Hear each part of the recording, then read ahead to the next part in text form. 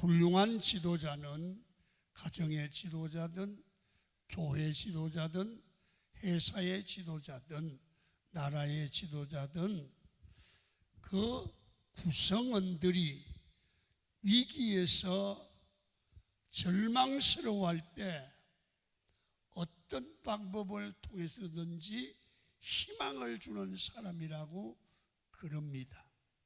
환경이 어려워서 모두가 실망하고 자포자기하고 있을 때 그들에게 희망을 주는 지도자가 능력 있는 지도자다. 그래서 지도자는 희망을 제공하는 자다, 그런 얘기를 합니다. 어떤 지도자든 그 지도자가 아무리 기술이 좋아도 그 소속 단체의 사람들에게 절망을 주거나 상처를 주면 이미 지도자로서의 위치를 상실하는 겁니다. 희망의 가치를 알고 희망을 주는 사람이 훌륭한 지도자다, 그 말입니다. 영국의 윈스턴 처칠경을 우리 역사는 높이 평가합니다. 역시 처칠은 위대한 지도자다. 왜 그렇습니까?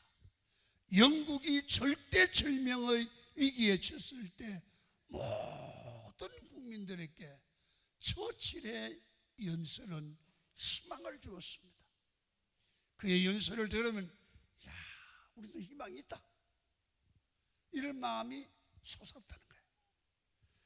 처칠은 조국이 강력한 무기를 가진 것은 없지만 우리의 강력한 무기는 총과 칼이 아니라 희망을 가지고 절망할 줄 모르는 국민이다.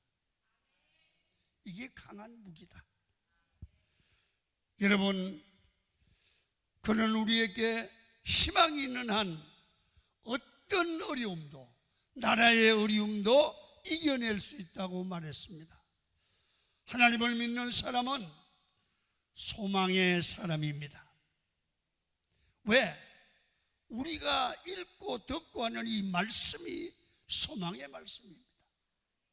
오늘 아침에도 하나님의 말씀을 들으면서 여러분의 마음속에 희망과 소망이 차고 넘치기를 축원합니다. 시카고에 대화재가 일어났습니다. 그런데 이 시카고가 어떻게 회복됐느냐 하면 그 잿더미 속에서 어떤 청년 하나가 의자를 놓고 여러분 팻말을 들었습니다. 이 팻말에다가 뭐라고 썼느냐 하면 이렇게 썼습니다. 나와 시카고는 다 불타버리고 없습니다. 잿더미입니다. 그러나 나는 남아있는 게 있습니다. 그게 뭐냐? 희망입니다. 아멘. 나는 희망입니다. 희망을 이루어갈 수 있도록 나를 도와주세요. 그래서 이 사람은 잿더미 속에 불탄 가게에 의자 하나 놓고 팻말 들고 사람들에게 호소를 합니다. 그러니까 모두가 공감을 느끼면서 이 청년을 도왔다는 겁니다. 이게 이 화재가 이 근원이 돼서 온 시카고에 희망을 갖자, 이런 운동이 시카고를 살렸다는 겁니다. 여러분, 세상에서 제일 힘든 사람은 온갖 어려움을 당한 그런 사람이 아니라 삶의 희망을 잃어버리고 절망감에 사로잡혀서 늘 낙심하고 늘 불평하고 비관하는 그런 사람입니다. 이 사람은 얼굴도 말하는 것도 행동하는 것도 아름답지 못하고 보기 싫습니다. 희망을 잃은 사람 옆에 가기도 싫습니다. 왜? 그 사람 옆에 가면 다른 사람까지 힘이 쭉 빠집니다. 사람은 아무것도 없어도 하나님을 믿고 희망만 잃지 않으면 반드시 살아나고 다시 회복되고 일어날 줄 믿습니다. 다윗이 위대한 이유가 무엇입니까? 사무엘상 30장에 보면 자기 가족들과 부하들이 다 포로로 끌려갔습니다. 절대절명의 상황에 처해있고 자신의 죽음의 길을 느낄 때 그는 큰일 났다, 살 희망이 없다, 그렇게 하지 않고 이렇게 말합니다. 사무엘상 30장 6절을 같이 읽죠. 시작. 다윗이 크게 다급하였으나 그의 하나님 여호와를 힘입고 용기를 얻었더라. 하나님 여호와를 힘입고, 그 말은 하나님 여호와에게 소망을 두고 하나님만 의지하고 용기를 얻었더라. 여러분, 다윗은 하나님의 임재를 믿고 다시 희망을 가지고 그 자리에서 절망하지 않고 일어났습니다. 그렇습니다. 하나님이 함께하는 사람, 하나님을 믿는 사람은 절망하지 않습니다. 반드시 주 안에서 주신 약속의 말씀을 믿고 소망을 가지는 줄로 믿습니다. 오늘 예배 시간에 붙들어야 하는 것은 우리 모두가 하나님 안에서 우리에게 주시는 소망을, 어떤 가운데서 오셨든지 간에 예수 안에 주시는 소망을 다시 회복하고 다시 그 자리에서 일어나고 여러분 새 힘을 얻는 시간이 되기를 바랍니다. 많은 사람들이 이 시대가 절망적이다, 희망이 보이지 않는다고 걱정을 합니다. 그래서 손가락질을 가르치며 불평하고 욕을 합니다. 대통령이 어떻다, 국회의원이 어떻다, 저놈도 나쁘다. 여러분, 백날 그래봐야 해결되지 않습니다. 여러분, 이때는 주님 우리나라에 소망을 주옵소서, 우리 심령에 소망을 주셔서 기도하면 하나님이 산을 옮기는 기적으로 이 민족을 살려주실 줄 믿습니다. 어려워도 하나님을 힘입어 소망을 가지고 우리 민족은 다시 일어나야 됩니다. 오늘 본문은 시드기야 왕 10년째 때 예레미야가 예언한 내용입니다. 여러분, 자기 조국 유다가 하나님의 말씀대로 이루어지고 바벨론에게 결국에는 망하게 된다는 말씀입니다. 그래서 왕도 국민들도 모두 포로가 잡혀가는 그런 예언을 들으면서 당시 지도자 시드기야는 막연한 낙관론에 빠진다는 얘기입니다. 여러분, 사람은 자기 생각으로 낙관해도 안 되고 절망해도 안 됩니다. 여러분, 하나님의 말씀이 안 된다, 넘어진다고 하면 말씀이 그렇게 하면 안 되는 겁니다. 넘어진다 하면 넘어지는 것입니다. 우리의 생각이 하나님의 말씀과 충돌하면서 막연한 낙관론에 빠져 들어갔어도 안 되고, 신앙인은 내 생각이 주가 아니라 하나님의 말씀을 따라가는 것이 바른 길인 줄로 믿습니다. 데살로니가전서 5장 3절에 이런 말씀을 주십니다. 시작. 그들이 평안하다 안전하다 할 그때에 임신한 여자에게 해산의 고통이 이름과 같이 멸망이 갑자기 그들에게 이르리니 결코 피하지 못하리라. 기독교인은요, 내가 살기 좋다고 낙관하거나 편안하다고 별일 없다고 생각하는 게 아닙니다. 예수 믿는 사람은 성경 말씀이 뭐라고 하느냐, 거기에다가 우리 삶에 초점을 맞춰야 됩니다. 보십시오. 성경이 된다고 하면 되는 겁니다. 성경이 안 된다고 하면 안 되는 겁니다. 여러분, 우리가 신앙생활을 하면서 신앙의 자리를 떠날 경우가 얼마나 많습니까? 기도의 자리를 떠나고 말씀의 자리를 떠나고 그리고 세상 사업을 하고 열심히 일을 하는 겁니다. 그러니까 분명히 잘 되어야 되는데 안 되는 거예요.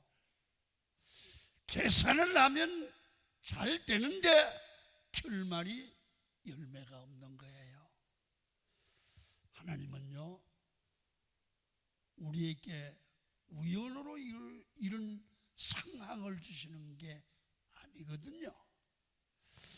여러분, 하나님은 사랑하시는 사람을 불신앙의 상태에 오랫동안 계속 버려두지 않습니다. 세상적으로는 잘 됐지만 그 영혼이 망하거나 파멸되거나 마귀의 종이 되거나 지옥 가는 걸 막으십니다. 죄를 지으면서 번영하는 것은 있을 수가 없어요. 주의 뜻이 아닙니다. 죄의 삭선 사망입니다. 이건 진리로 누구나 마찬가지입니다. 하나님을 대적하면 망한다는 게 성경의 말씀입니다. 여러분, 성도가 사는 길은 한 가지입니다. 하나님을 믿고 하나님의 말씀대로 사는 길을 가는 겁니다. 옛날이나 지금이나 여러분들이나 저나 똑같습니다. 예레미야는 당시 상황을 보면 굉장히 어려운 문제를 만나고 있습니다. 그래서 이 어려운 상황을 예언합니다. 그러면서 자기 백성들에게 바벨론에게 포로로 잡혀가는 것이 하나님 아버지의 뜻이다. 그러니까 대항하지 말고 항복해라. 여러분, 하나님의 백성들을 보고 바벨론이 침공해 왔는데 항복하라는 거예요. 이 선지자예요. 그러나 이 예레미야는 하나님께 그렇게 응답을 받았고 그게 주의 말씀이에요. 사람의 상식으로는 이해가 안 돼요.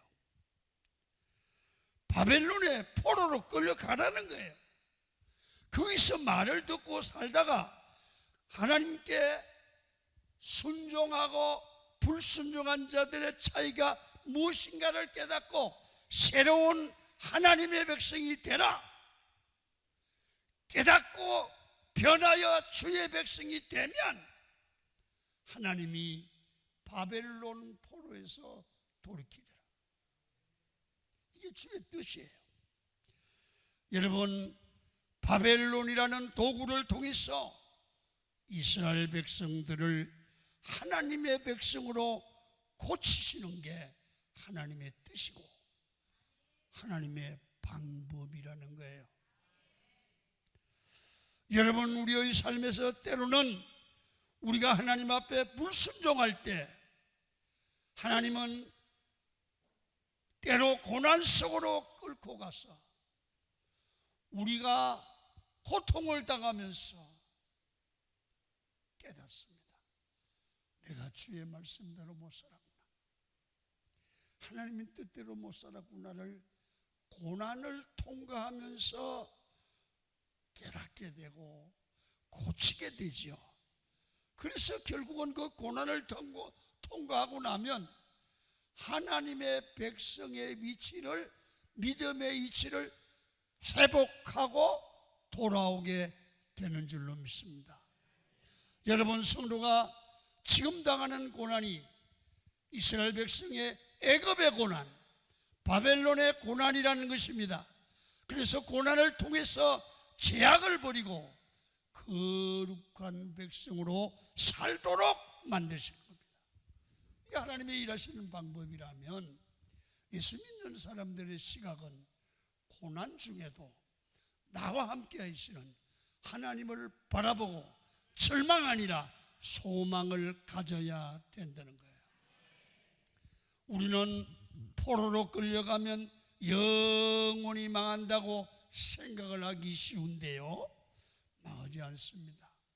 거기에서 깨닫게 합니다. 고난을 통하면서 깨닫고 고치고 변화되어서 하나님의 복받을 백성으로 회복이 되면 하나님이 돌아오게 한다는 겁니다.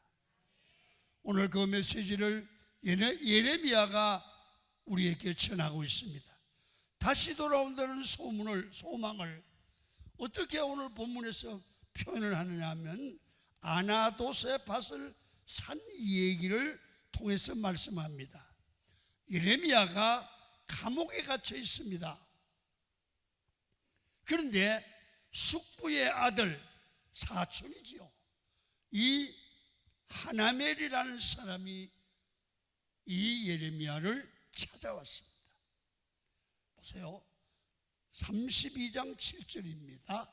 읽겠습니다. 시작.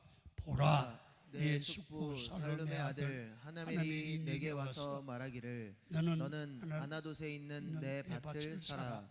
이 기업을 물을 권리가 내게 있느니라 하리라 하시더니, 감옥에 갇혀 있는 여러분, 사촌이 찾아왔어요. 당신도 어렵지만 내가 더 어려우니까 내 밭을 좀 사달라 그랬습니다. 지금 전쟁 중이거든요.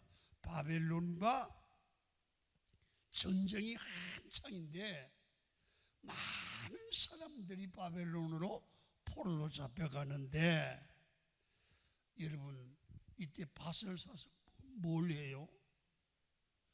여러분, 전쟁 날 때는요, 있는 밭도 팔아서 현찰을 챙겨야 되는 거 아니에요? 근데 감옥에 있는 예레미야를 찾아와서 밭을 사라는 거예요.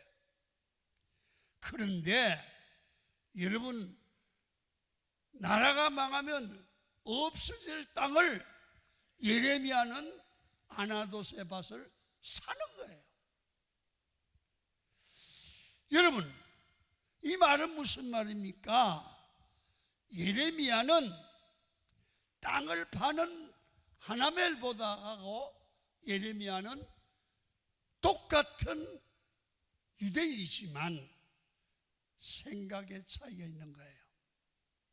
무슨 얘기냐면, 밭을 파는 사람은 앞날에 소망이 없어요. 근데 예레미야는 지금 바벨론으로 포로로 가지만 결국 하나님이 말씀을 주셨는데, 봐요, 나라는 망하지 않고 이스라엘은 회복이 된다고 하는 소망을 마음에 갖고 있었어요. 그러니까 바벨론으로 포로로 잡혀가고 나라가 다 망하는 것 같지만 70년이 지나면 나라가 회복된다는 겁니다. 고치면 회복된다는 겁니다. 소망이 있다는 겁니다. 여러분, 그래서 소망이 있는 사람과 없는 사람은 생각이 다르고 말이 다른 거예요. 여러분, 흔히 예레미야는 눈물의 선지자 그렇게 말하지 않습니까? 예레미야는 눈물의 선지자가 아니라 희망의 선지자입니다. 예레미야는 나라가 망하는 것을 보고 안타까워 모든 사람이 울었지만 예레미야의 본질의 눈물은 희망을 주는 눈물입니다. 그의 메시지는 절망이 아니라 희망이었습니다. 하나님을 믿는 사람은 어떤 경우도 절망하면 안 될 줄로 믿습니다. 예수 믿는 사람은 합력하여 선을 이룹니다. 희망입니다. 소망인 줄로 믿습니다. 믿는 자에겐 소망이 있는 줄 믿습니까? 여러분 지금 이 교회 나오실 때 어떤 절망적인 상황, 어려움의 문제에 있어서 아이고 어떡하나 괜찮습니다. 조금만 더 기도하라고 거라는 겁니다. 합력하여 선을 이룰 줄 믿으시기를 축원합니다. 자, 예레미야는 나라가 망하는 상황에서 어떻게 아나돗의 밭을 살 수 있었습니까? 그 이유가 있잖아요. 첫째는 하나님의 말씀을 믿었기 때문입니다. 환경을 보지 않고 하나님이 주신 말씀을 들으니까 나라가 회복되는 거야. 나라가 망하지 않는 거야. 반드시 하나님이 하신 약속의 말씀은 이루어진다는 걸 믿었어요. 여러분 이 말씀이 능력이에요. 잘 봐요. 그런 일 많으시잖아요. 한 주간 동안 세상에서 사업도 하고 세상에서 사람들을 만나고 거래도 하고 하다 보면 마음이 많이 상하고 때로는 절망이 될 때도 있잖아요. 그래서 어떡하나 그러시고 교회 오면 말씀이 우리에게 힘을 줄 때가 있죠. 이게 하나님이 내 문제를 해결하는 그런 말씀입니다. 예배 때마다 저 말씀은 하나님이 내게 줄 말씀이라고 돌려지는 귀가 열리기를 축원합니다. 말씀이 들려야 되거든요. 여러분 환경이 어렵고 이해가 되지 않아도 말씀을 믿고 그 말씀대로 소망을 가지셔야 됩니다. 성도는 어떤 행동이든 결정할 때는 말씀이 기준이 되셔야 합니다. 언제나 때가 어려우면 제일 많이 퍼지는 것이 유언비어지요. 사람이 살다 보면 이 소리 저 소리 잡소리가 많이 들려옵니다. 여러분 이렇게 해야 된다, 저렇게 해야 된다, 저 사람은 틀렸다, 이 사람이 옳다, 내 말이 옳다. 여러분 시대가 어려울수록 그런 소리에 휘말려 다니지 마십시오. 여러분 사람의 소리, 방송의 소리, 세상의 소리에 귀를 기울이지 말고 생명의 말씀인 하나님의 말씀을 들으셔야, 거기 돌려야, 그게 내 인생의 길이 되어야 산다는 것입니다. 지금 예레미야는 예레미야 시대 때에도 얼마나 많은 말들이 있었겠습니까? 이 전쟁통에는 애굽으로 가야 산다, 바벨론으로 가야 산다, 중립을 지켜야 산다, 여러 가지 소리가 있었지만 어떤 것도 사람의 소리는 해결책이 되지 않습니다. 오직 하나님의 말씀만이 온전한 해결책이 될 수 있는 겁니다. 혼란한 시대에 사람들의 의견이 분분할 때는 하나님의 말씀이 정답인 줄 믿습니다. 오늘 32장 6절을 봅니다. 시작. 예레미야가 이르되 여호와의 말씀이 내게 임하였느니라. 말씀이 답입니다. 말씀대로 가면 반드시 승리할 줄로 믿습니다. 하나님의 백성들이 언제 존귀하게 됩니까? 세상에서 말하는 유서와 하나님의 말씀이 다를 때가 하나님의 말씀이 대로 순종하는 자가 승리할 때라는 겁니다.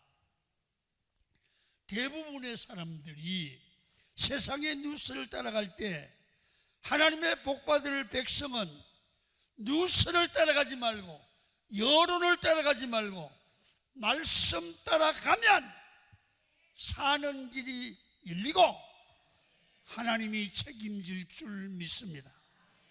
우리가 이 혼란하고 어려운 시대에 말씀을 따라가야 됩니다. 그것만이 우리가 살 길이고 우리에게 소망을 준다는 겁니다. 세상 사람들이 다 가는데 믿음으로 말씀으로 가면 바보같이 되지만 그게 복이 되고 대박을 칠 날이 올 줄로 믿습니다.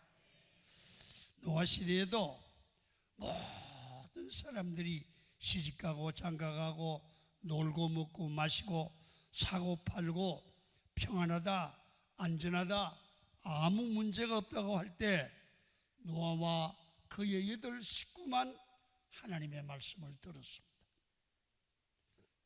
말씀이 들렸습니다. 120년 후에 세상에 홍수 심판이 있다는 겁니다. 보십시오. 말씀을 들은 노아의 8 식구 외에는 다 홍수로 죽었습니다. 모든 사람들이 말씀을 버리고 세상 소리를 따라갈 때 하나님의 말씀을 붙들면 반드시 승리합니다. 이게 소망입니다. 교회는 하나님의 말씀을 더 강력하게 선포해야 되고 십자가의 복음을 증거하면 거기에 생명이 있는 겁니다. 우리 예수 믿는 사람들은 빛의 근원이 되시는 하나님을 바라보고 그 빛을 따라가야 생명이 되는 겁니다. 여러분, 모세의 하나님은 호렙산 뜰기나무가 불이 붙었는데 가보니까 타지가 않아요. 자, 출애굽기 3장 2절을 보십시오. 시작. 여호와의 사자가 떨기나무 가운데로부터 나오는 불꽃 안에서 그에게 나타나시니라. 그가 보니 떨기나무에 불이 붙었으나 그 떨기나무가 사라지지 아니하는지라. 생명의 하나님이 임재한 곳에 가니까 여러분 불이 붙었는데 타지 않더라는 거예요. 여러분 생명 있는 인생은 여러분 하나님이 함께 하시면 성령이 임재하고 성령의 불이 있지만 고갈되지 않고 타지 않습니다. 우리가 하나님을 의지하고 성령 받으면 가슴에 불이 붙습니다. 절대로 타거나 없어지지 않고 죄가 되지 않고 하나님 은혜 안에 성령에 붙들려서 절망적인 상황에도 소망을 가지고 하나님의 능력으로 승리하는 게 믿음의 사람들의 특징입니다. 이게 신앙입니다. 이것이 세상 사람들과 예수 믿는 사람이 다른 겁니다. 예수 믿는 사람이 세상과 똑같아서 합니다. 또 한 가지는 우리는 무슨 일을 하든지 내 유익만 취하지 말고 공동체 유익을 우선으로 생각할 때 그렇게 행동할 때 결론은 소망이 되는 줄로 믿어야 한단 말이야. 시대가 악해지면 질수록 사람들은 이기주의적으로 삽니다. 내 중심으로 사는 사람이 많은 사회가 되면 위기 상황이 옵니다. 그래서 가정도 이기주의적으로 변합니다. 남편은 남편 자기만 알아. 아내는 아내만 알아. 그래서 그러대요. 내 돈 따로 있고 네 돈 따로 있고, 내 주문이 따로 있고 네 주문이 따로 있고, 남편이 해서 밥을 내가 왜 하냐? 지가 배고프면 해먹으래. 내 중심이야. 여러분, 내 중심으로 사는 사람이 많아지는 위기적 상황이 오면, 사회가, 이런 사회가 팽배해지면 그 사회는 살기가 힘이 들고 절망이 오게 됩니다. 하나님의 말씀은 너희는 먼저 그의 나라와 그의 의를 구하라고 말씀합니다. 우리는 먼저 교회 공동체, 믿음 공동체, 가정 공동체를 살리는 것이 예수 믿는 사람의 의식 속에는 우선순위가 되어야 됩니다. 보십시오. 가정을 살려야 가족이 다 행복할 뿐 아니라 나도 행복합니다. 교회 공동체가 살아나야 목회자도, 장로님도, 근사님도, 집사님도 행복합니다.